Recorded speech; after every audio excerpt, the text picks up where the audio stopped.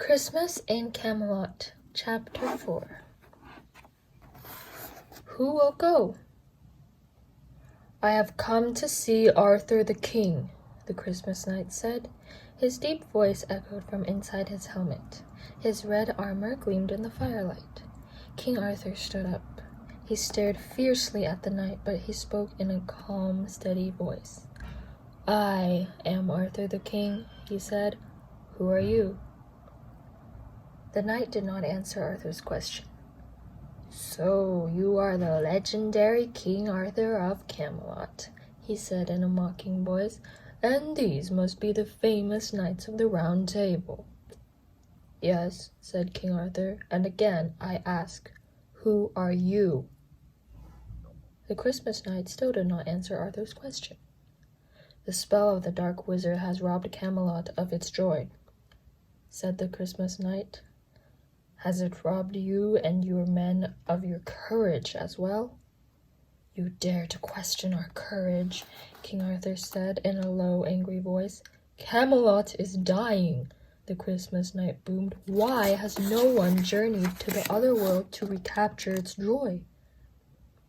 I have sent my best knights on such a quest, said King Arthur. They never returned. Then send more, thundered the Christmas knight. No, shouted King Arthur, pounding his fists on the table. Never again will I feed good men to the magic and monsters of the other world. Jack felt a chill of fear. What monsters? Then you will choose your fate, said the Christmas knight. If you send no one else to the other world, all that your kingdom has gained through time, all beauty, music, wonder, and light, all that Camelot has ever been or could ever be, will be lost and forgotten forever. No! Shouted Annie. Shh, Annie, said Jack. The Christmas knight turned to the knights at the table. Who will go? He boomed. We will, shouted Annie. We will, said Jack. Yes, we'll go on the quest, Annie yelled. She jumped up. No, cried Morgan Le Fay. Never, said King Arthur. Annie, said Jack. He leaped up from his chair and tried to grab her. Yes, thundered the Christmas knight.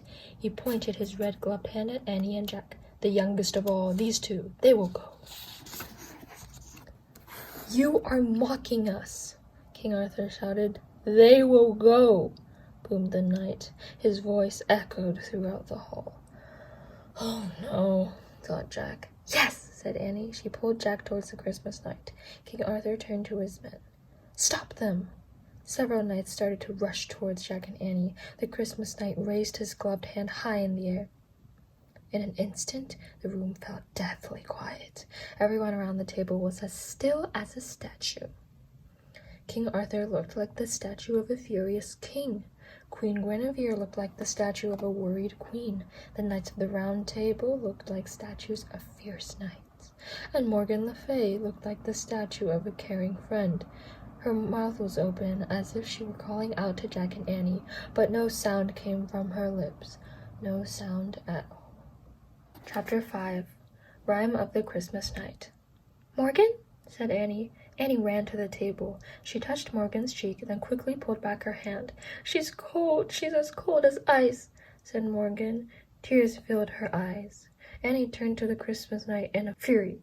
What did you do to Morgan? She asked. Bring her back. Do not fear, said the Christmas Knight. She will come back to life after you complete your quest. What exactly is our quest? Said Jack.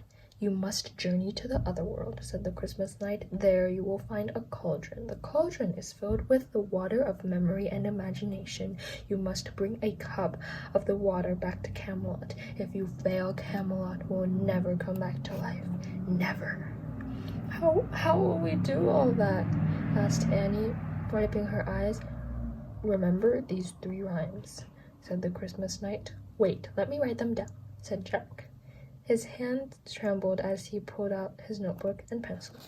He looked at the Christmas Knight. Okay, I'm ready, he said. Gripping his pencil made Jack feel stronger. The knight's voice rang out from inside his helmet. Beyond the iron gate, the keepers of the cauldron wait. Jack quickly wrote down the knight's words. Okay, what's next? He asked. The Christmas night went on. 4 gifts you will need, the first from me, then a cup, a compass, and finally a key. Cup, compass, key. Got it, said Jack. The Christmas knight's voice boomed again.